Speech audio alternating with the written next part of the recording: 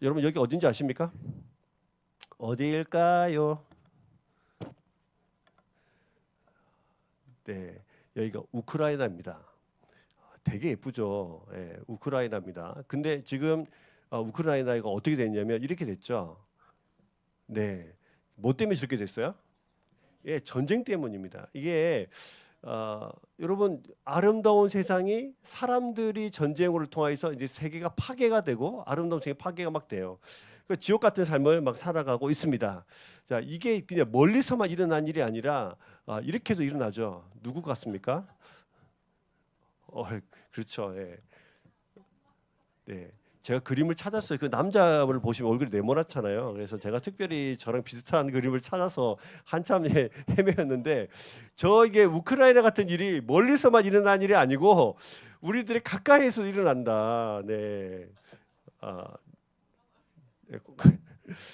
예, 그 저랑 저희 아내가 이제 한 2, 3주 정도 열심히 싸워가지고 저희 집 아이들이 마음의 상처를 많이 받았는데 예 그렇습니다. 이런 일이 이제 뭐 이렇게 일어나요. 근데 이런 세상이 아름다울까요? 여러분 이렇게 전쟁 일어나고 막 서로 싸우고 막 치고 받는데 이게 아름다운 세상일까요?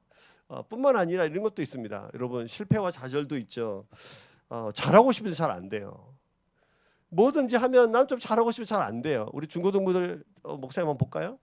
잘하고 싶은데 잘 안 돼요. 공부도 잘하고 싶은데 잘 안 돼요. 사랑하고 싶은데 잘 안 돼요. 뿐만입니까? 옆에 분들 봐보십시오. 이분을 내가 정말로 잘해주고 싶은데 이상하게 잘 안 돼요.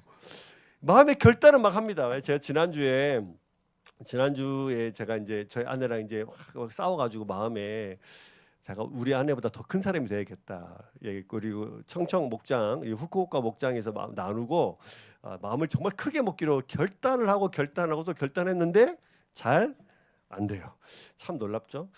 우린 참 그 실패도 잘하고 좌절도 잘해요. 그래서 전쟁도 일어나고 사람도 미워하고 잘하고 싶은데 잘 안 되고 미워하고 막 그런데 그래 이 세상이 아름다울까요? 참 그래요, 그죠? 그래서 참 어려운 세상을 우리가 살아가고 있습니다. 무서운 세상입니다.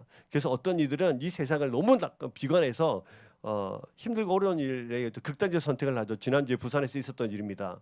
부산 고교생 3명이 아파트 옥상에서 뛰어내렸습니다. 예, 부산 예술고 다니는 무용학과 다니는 3명이 고2인데요. 고3 올라가서 이제 무용학과가 되게 이제 그 진로가 좁잖아요. 그래서 야 이제 큰일 났다. 그래서 비관하면서 3명의 이 아름답고 사랑스러운 우리 자매 3명이 아파트 옥상에서 뛰어내렸습니다. 이것을 보면서 선생님들이 이 세상에 있는 이건 단순한 사건이 아니라 그냥 청소년 자살 사건이 아니라 구조적인 문제다. 개인의 문제가 아니라 그들이 처한 삶의 조건과 학교, 사회, 국가가 만들어낸 사회적 타살이다. 이렇게 막 이야기를 했어요. 여러분 힘들고 어려운 삶을 어른들만 살아가고 있는 것이 아니고 우리 중고등부 아이들도 그렇게 살아가고 있습니다. 그런 의미에서 우리 어르신들, 우리 중고등부 우리 친구들 향해서 한번 격려의 박수 한번 해주시면 좋겠습니다. 네, 네 저럴 때서 한번 해주시겠습니까? 잘하고 있다. 할렐루야. 네, 아주 잘하고 있습니다. 그래서 근데 어떤 사람들은 이 힘들고 어려운 세상을 보면서 극단적 선택을 하는 것이 편안하겠다 생각하는 사람도 있고요. 그러나 어떤 사람은 이런 사람도 있습니다. 여러분 이분 아십니까? 네, 이름이 뭐죠? 홍이삭입니다. 이 사람이 선교사님의 자녀입니다. 자신이 너무 힘들고 어려워서 외롭고 힘들었을 때 어떻게 할지를 모를 때 이 찬양을 만들었대요. 그래서 자기가 이렇게 노래합니다. 세상은 항상 말하네 그 길이 아니라고 곱디 고운 길이 있는데 왜 힘들게 사냐고 단순한 선택조차 내게 버겁기만 한 곳 그것이 세상이라는 거죠. 그래도 나는 주님을 따르리. 2절은 이래요. 나는 계속 걸어갑니다. 수없이 넘어져도 사람들의 방향과는 조금 다르다고 해도 내가 걸어가는 길이 주가 가르쳐 준 길이니 이곳은 바로 무슨 세계라? 주님의 세계라. 이렇게 말해요. 똑같은 세상을 살아가는데 주님이 가르쳐주신 그 길을 걸어갈 수 있다면 나는 주님의 세계에 살아가는 사람이고 나는 행복한 사람이고 참 아름다운 세상을 살아가고 있다. 이렇게 설명하고 있는 겁니다. 그러면 질문 하나 하겠습니다. 여러분, 여러분들이 사는 세계는 어떤 세계입니까? 어떤 세계에 살고 계세요? 저를 따라서 우리 어르신들, 우리 중고등부 애들에게 저를 따라서 한 번 더 저를 따라서 해봤으면 좋겠습니다. 얘들아, 너희는 어떤 세계에 살고 있니? 네, 옆에 분들에게 저를 따라 축복해 볼까요? 질문하겠습니다. 어떤 세계에 살고 계십니까? 예, 저는 우리 어르신들, 우리 일상의 모든 성도들도 그리고 우리 중고등부 모든 친구들도 주님의 세계, 아름다운 그 주님의 세계에 살아갈 수 있기를 주님의 이름으로 축복합니다. 자, 그러면 어떻게 아름다운 주님의 세계에 살아갈 수 있을까요?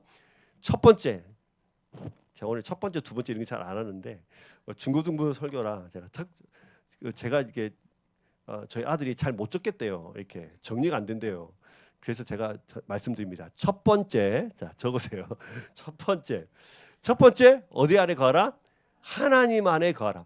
첫 번째 하나님 안에 거할 때 무슨 세계가 될 수 있어요? 주님의 세계가 될 수 있어요. 그 주님의 세계는 아름다운 세계가 됩니다. 오늘 말씀에 보시면 이런 말씀이 있어요. 1절 말씀을 같이 한번 읽어보도록 하겠습니다. 1절 말씀이요. 1절 말씀, 네, 말씀을 펴주세요. 1절 말씀 뜰까요? 네, 뜹니다. 자, 같이 읽겠습니다. 시작. 야곱은 자기 아버지가 몸 묻혀 살던 땅, 곧 가나안 땅에서 살았다. 자, 이렇게 설명합니다. 야곱은 어디 살았다고요? 자기 아버지가 살던 곳, 그곳에 살았다. 그곳이 어디라고 설명하고 있습니까?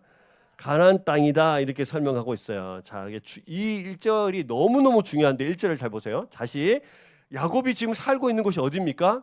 가나안 땅입니다. 가나안 땅. 이곳이 바로 헤브론이라는 곳인데 지금 우리 37장을 읽고 있잖아요. 근데 36장은 형 누구? 야곱의 형 누구일까요? 에서. 예서는 어디 살고 있었을까요? 예서는 PPT 저 보시면 노란색으로 가운데에 세일산이라고 보이세요? 네, 세일산지라고 보이십니까? 저기에 살고 있었습니다. 누가요? 에서가요. 그러면 야곱은 지금 어디 살고 있죠? 가나안 헤브론이라고 저기 빨간색으로 제가 너무 작게 칠해놨네. 보입니까? 네, 보이세요? 예, 그 세일산지에서 한 11시 방향 보이십니까? 저기 살고 있거든요. 근데 중요한 것은 지금 그러면 이삭은 어디 살았죠? 야곱의 아버지 이삭은 어디 살았어요? 가나안 헤브론 땅에 살았습니다. 자, 그럼 질문. 자, 여러분 에서는 그걸 원래 어디 살고 있어야 되나요?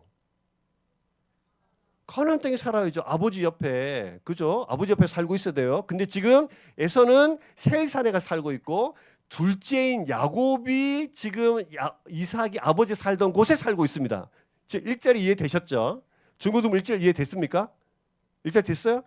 이게 무슨 말이냐면 여러분 육적인 장자는 누구예요? 에서잖아요. 그렇죠? 에서가 사실은 아버지 옆에 살고 있었는데 실제로는 지금 누가 살고 있냐면 야곱이 살고 있어요. 그러면 성경이 지금 말하는 것은 뭐냐면 실제로 영적인 그 장자는 누구란 뜻입니까? 야곱이란 뜻입니다. 이 얘기를 지금 1절에서 하고 있는 거예요. 자, 중고등 여러분 잘 보세요. 그래서 지금 원래 정말 하나님께서 어떤 사람을 사랑하시냐면 하나님 옆에 꼭 붙어 있는 사람, 하나님 안에 거하는 사람을 사랑하십니다. 여러분 세일산에 36장 보시면 세일산에 막 등장하는데 세일산은 에서가 왕이 돼가지고 나사렛을 만들어요. 그 쭉 왕이 계속 등장해요. 왕이 등장하니까 여러분 그 나라는 세일산은 어마어마하게 부를 누렸던 곳이 세일산입니다. 근데 여러분 그래서 우리가 보면은 우리는 어디 살고 싶냐면 세일산에 살고 싶은 거예요. 예서가 되고 싶은 거예요. 저곳에서 떵떵거리고 잘 살고 싶은 거예요. 그런데 성경 지금 어디에 주목하냐면 에서의 그 세일산에 주목하는 것이 아니고 하나님 옆에 꼭 붙어서 살아가는 누구에게 집중해요? 야곱에게 집중하고 있는 거예요. 그래서 여러분 진짜 복된 사람이 누구냐면 하나님 안에 거하여서 하나님 옆에 꼭 붙어 있는 사람, 이 사람을 하나님이 사랑하시고 그 사람에게 축복하십니다. 여러분 믿으십니까? 자, 그래서 지금 그 얘기를 지금 1절에서 하고 있는 겁니다. 자, 여러분 옆에 분들에게 절대 축복해 주실까요? 옆에 분들 잘 보세요. 자, 절대 하세요. 하나님 안에 거하는 삶이 아름다운 주님의 세계입니다. 할렐루야. 그래서 하나님 앞에 거하셔야 됩니다. 절대로 하나님을 떠나시면 안 됩니다. 근데 하나님 안에 거할 때 우리에게 오는 유혹이 있습니다. 유혹이 뭐냐면 세일산에 살고 싶은 거예요. 다시 말하면 하나님 밖에서 살아가더라도 내가 떵떵거리고 잘 살 수만 있다면, 부와 명예를 누릴 수만 있다면, 이것이 우리의 유혹이에요. 그래서 하나님 밖에 살아가도 상관없어. 내가 잘 살기만 하면 돼. 이게 세상의 유혹이죠. 바로 에서와 같은 삶을 살고 싶고 에서의 삶을 동경하는 것이 우리의 삶입니다. 우리 중고등부 친구들 절대로 하나님을 떠나지 않기를 주의 이름으로 축복합니다. 늘 하나님 안에 반드시 거하셔야 돼요. 우리에게 유혹이 많이 있어요. 저곳에 가면은 좀 더 좋을란가? 교회 밖에 살아가면 더 재밌을란가? 세상처럼 살아가면 더 좋을란가? 늘 이런 질문들이 우리 속에 있을 수 있는데 여러분 하나님 안에 살아가는 것이 복입니다. 절대로 하나님을 떠나지 않기를 주의 이름으로 축복합니다. 그래서 하나님 안에 살아가는 어떻게 하나님 안에 살아갈 수 있냐면 저를 따라 해보세요. 모든 우선순위를 하나님 앞에 두는 겁니다. 뭐라고요? 어떻게 한다고요? 모든 우선순위를 하나님 앞에 두는 겁니다. 그래야 하나님 안에 살아갈 수 있습니다. 여러분 스케줄 많이 바쁘죠? 스케줄을 제일 먼저 우선순위를 어디에 둬야 돼요? 하나님께 둬야 돼요. 우리 세상을 살아가다 보면 수없이 많은 선택 가운데 살아가죠. 이거 결정해야 되나? 이 선택해야 되나? 이게 맞을까? 저게 맞을까? 막 고민이 엄청 많습니다. 그죠? 근데 그 선택의 기로에 설 때마다 우리는 우선순위가 어디 있어야 돼요? 하나님께 있어야 돼요. 이거 굉장히 중요한 겁니다. 내 마음대로 결정하고 내 마음대로 사는 것이 아니라 하나님의 우선순위에 두고 그것을 가장 먼저 선택해야 돼요. 물질 사용도 그래요. 여러분 물질 사용 제일 먼저 어디 하십니까? 서유라 물질 사용 제일 먼저 어디 하니? 네, CU 편의점을 제일 먼저 사용하시고 예준이는 어디 먼저 합니까? 네, 옷 사는 데 먼저 하시고 네, 시엘이는 어디 먼저 하나요?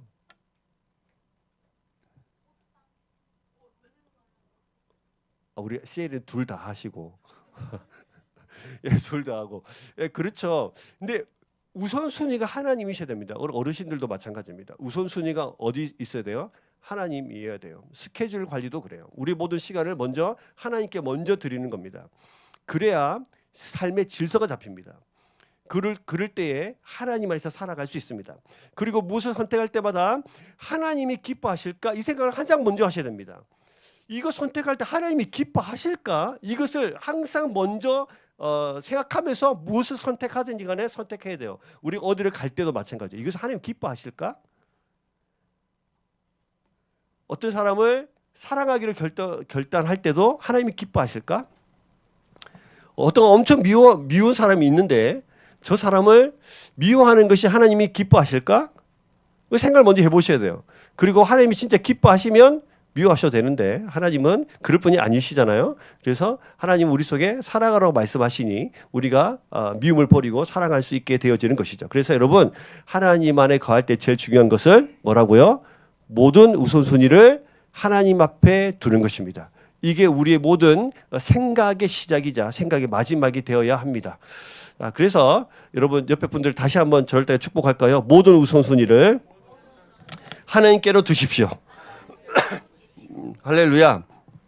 어리석은 자는 하나님 없다고 합니다. 지혜로운 자는 하나님이 기뻐하시는 곳을 선택합니다. 어리석은 자는 자기 만족을 위해서 살고요. 지혜로운 자는 하나님의 만족을 위해서 삽니다. 어리석은 자는 예세의 삶을 동경하고 지혜로운 자는 야곱이 자신임을 고백하면서 겸손하게 하나님 앞에 살아갑니다. 사랑하는 여러분, 하나님 앞에 살아가서 하나님 안에 거하는 주의 백성 되기를 주의 이름 축복합니다. 자, 두 번째요. 두 번째. 하나님이 가르쳐준 길을 걸어가라. 하나님이 가르쳐 주시는 길을 걸어가는 겁니다. 자, 여러분 질문 하나 해보겠습니다. 자, 우리가 원주 목사님하고 저 계속 이제 창세기를 계속 설명하고 있는데 야곱이 삼촌 라반을 도망쳐 와가지고 야복강을 건넌 후에 에서 형을 만나는데 에서 형과 화해하고 간 곳이 어디입니까?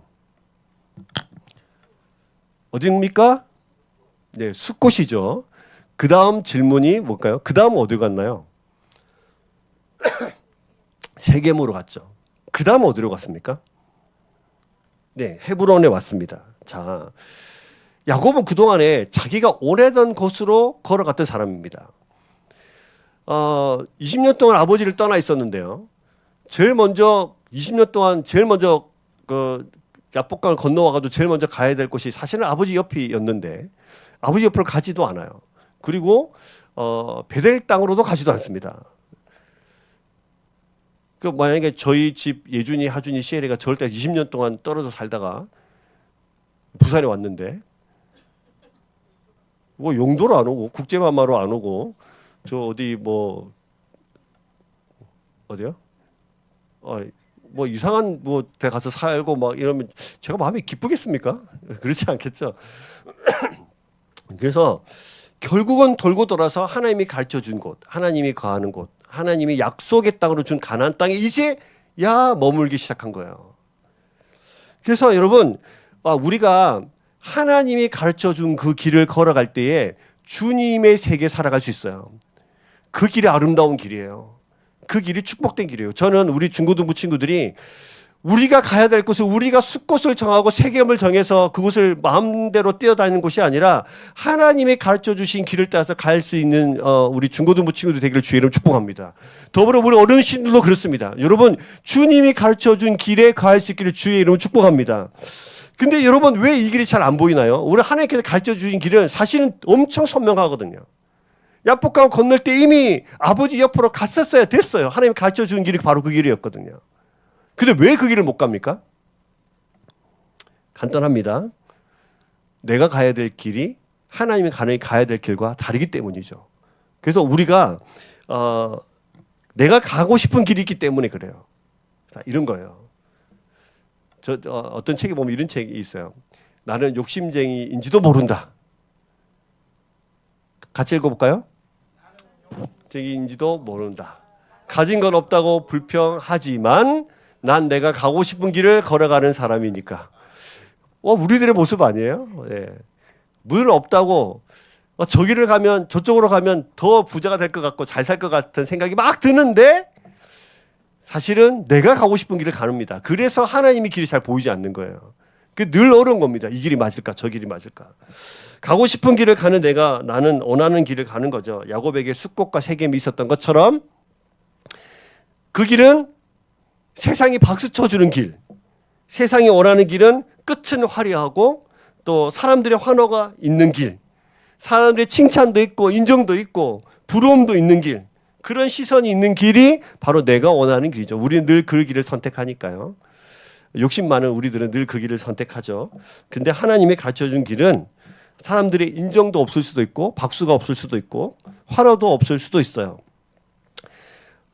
세상은 오히려 하나님의 길을 걷는 사람들에게 바보라고 손가락질을 할 수도 있습니다. 아이고 바보야 그게 맞냐? 하나님이 가르쳐준 길은 십자가도 짊어져야 되고요. 겸손을 할 수도 있어야 되고요. 미라클 헌금도 내야 되고요. 네, 목장 모임도 매주 해야 되고요. 맨날 사랑도 해야 됩니다. 화도 내고 싶은데 화도 잘 못 냅니다. 겸손도 해야 됩니다. 순종도 해야 됩니다. 쉽습니까? 이 길이 얼마나 어려운 길인데요. 하나님이 가르쳐준 길은 때로는 어딘지 보이지도 않아요. 그러나 그 길은 하나님이 동행하시고 응원하는 길입니다. 그 길은 하나님의 크신 계획으로 설계된 길입니다. 그 길이 가장 완전합니다. 내가 보기에 돌짝밭 같고 그 길을 가는 것이 맞는지 헷갈리지만 하나님의 길은 늘 행복한 길인 줄로 믿습니다. 그래서 여러분 하나님의 길을 걸어 가십시오. 하나님의 길을 걸어 가십시오. 이것을 잘 아는 사람이 다윗입니다. 다윗이 이렇게 고백했죠. 여호와는 나의 목자시니 내게 뭐가 없어요? 부족함이 없으리로다. 그가 나를 푸른 초장으로 인도하신다. 이거 믿으십니까? 이 믿음이 있어야 합니다. 우리 사랑하는 우리 중고등부 친구들, 이 믿음이 있기를 주의 이름 축복합니다. 내 길 숲곳에 가면 잘 살 수 있을까? 세계에 가면 잘 살 수 있을까가 아니라 하나님이 가르쳐 준 길을 따라서 갈 수 있기를 주의 이름 축복합니다. 자, 이렇게요. 네, 10분 안에 마칠 거니까 잘 보세요. 자, 이렇게 하나님 안에 거하고 하나님이 가르쳐 준 길을 따라가는 사람들에게는 하나님께서 반드시 주시는 것이 있는데 뭘 주시냐면 꿈이라는 것을 주세요. 자, 그래서 세 번째입니다. 하나님의 꿈이 나의 비전이 되게 하라. 하나님 꿈이 나의 비전이 되게 하는 사람에게 하나님은 그 길을 인도하시고 주님이 가르쳐 주시는 참 아름다운 길을 걸어갈 수 있습니다. 자, 오늘 말씀해 보시면요. 1절 이하에 쭉 보시면 요셉이 꿈을 꿉니다. 그렇죠? 야곱에서 이제 요셉으로 그 구원의 길이 넘어가는 것을 볼 수 있죠.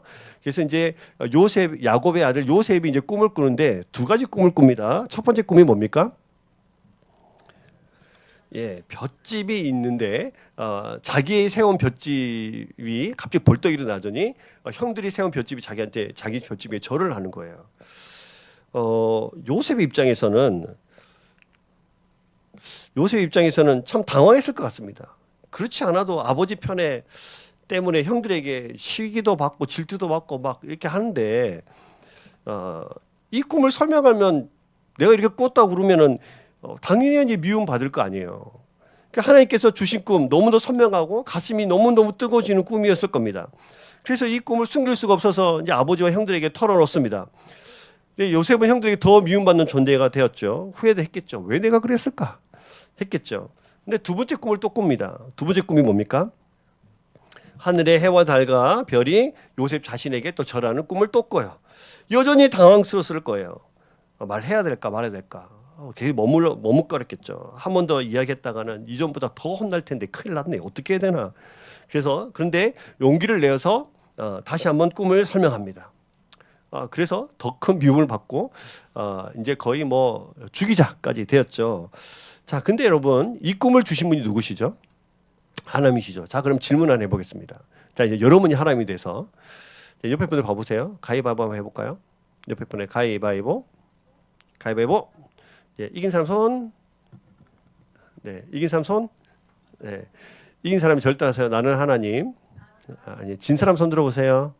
네, 절 따라서요. 나는 요셉. 네, 요셉이 하나님께 묻습니다. 하나님, 이 꿈을 저한테 왜 주셨나요? 자, 하나님은 대답을 해줍니다. 시작. 하나님이 대답을 안 하시. 하나님이 대답을 안 하시. 왜 그러셨을까요? 왜 하나님이 이 꿈을 요셉에게 주셨을까요? 이유는 사실 너무너무 간단합니다. 하나님이 아브라함에게 약속하셨죠. 너희 자손들이 뭘처럼 많아지겠다? 별처럼 많아질 거다. 그리고 셀 수 없는 큰 민족이 될 거다. 약속해 주셨습니다. 근데 지금 몇 명 있어요? 지금 몇 명, 사실 몇 명 안 되잖아요. 그죠? 11명, 12명, 13명, 14명? 몇 명 안 됩니다. 나중에 그 요셉이 나중에 그 이집트의 총리 대신이 됐을 때 그 가족들이 내려오는데 70명이었어요. 그러니까 지금 사실 몇 명 안 돼요. 근데 이 몇 명 안 되는 이 숫자를 보면서 하늘의 별처럼 많다? 이렇게 설명할 수 있습니까? 없잖아요. 자, 그러면 공격받지 않고 이들을 잘 보호해가지고 이들의 숫자가 60만 명, 70만 명, 100만 명 될 때까지 이렇게 많아지는 숫자가 되려면 어떻게 됩니까?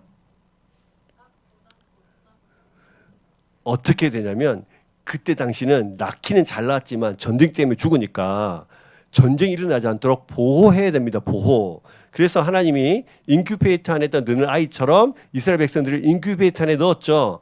가장 강력한 나라, 그때 당시 가장 힘센 나라, 함부로 이 나라를 침략할 수 없는 나라, 그 나라가 어디입니까? 이집트예요. 그래서 이스라엘 백성들을 이 가족을 옮기기로 하시고 하나님이 그 시작점으로 누구에게 꿈을 주셨어요? 요셉에게 꿈을 주신 거예요. 하나님이 이 일을 하시겠다는 겁니다. 옮기셔서 이집트 안에서 아름답게 보호하셨다가 하나님께서 이들이 많아지면 그 아브라함에게 약속하셨던 것처럼 430년 만에 이스라엘 백성들을 다시 고향으로 돌아오게 하겠다. 큰 민족이 돼서 돌아오겠다는 하나님의 약속의 시작점으로 요셉에게 꿈을 주신 거예요. 여러분, 이런 분이 하나님이세요. 그래서 사랑하는 여러분, 청소년 여러분, 중고등 잘 들어주세요. 하나님은 하나님 안에 거하고 하나님이 가르쳐 주시는 길을 가는 사람에게 반드시 뭘 주십니까? 꿈을 주십니다. 그 꿈은 쓸데없는 꿈이 아니라 우리 부족한 우리를 통하여서 하나님께서 이 땅에 하나님의 구원을 베풀어 놓으시고 영원 구원하여 제자 삼으려는 하나님의 크신 계획 가운데 있는 하나님의 놀라운 플랜 중에 플랜인 줄 믿으시길 주 이름 축복합니다. 여러분들이 그런 분들이라는 거예요.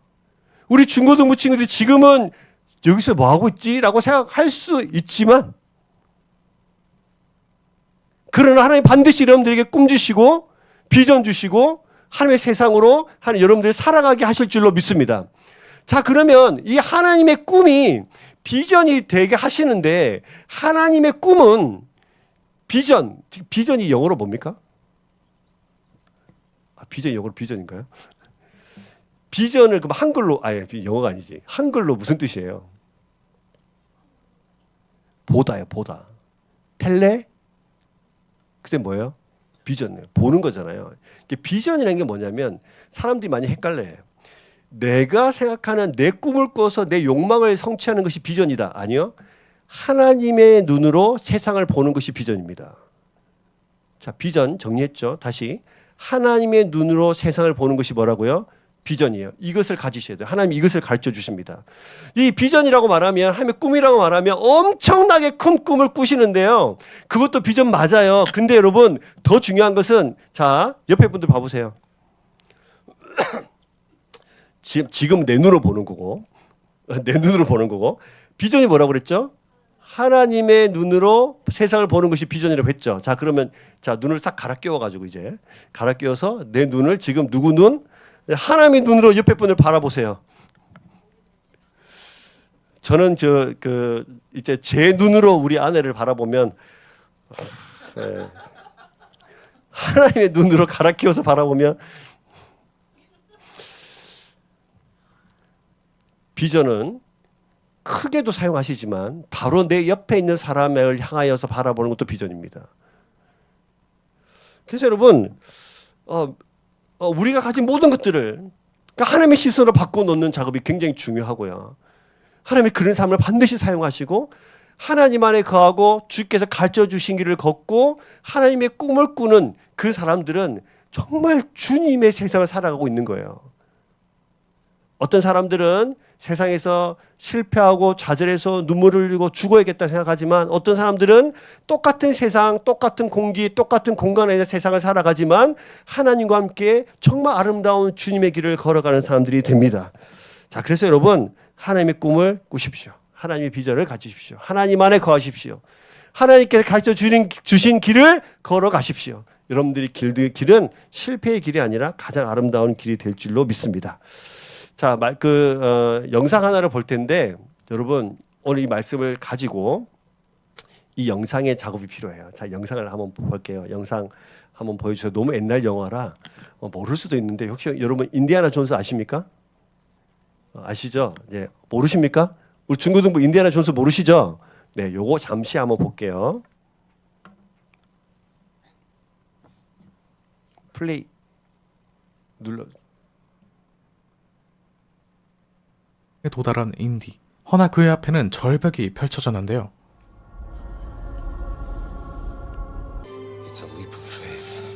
인디는 오직 믿음을 가지라는 말을 따라 걷기 시작합니다. 믿음을 가져. 믿음을 가져.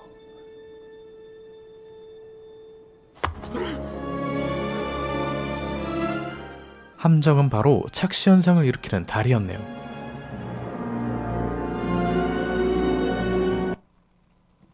자, 여기 주목해주세요. 저는 이 믿음의 발걸음이 우리 삶에 필요하다고 생각합니다. 낭떠러기에 서 있을 때 어떻게 저기를 발을 내딛겠어요?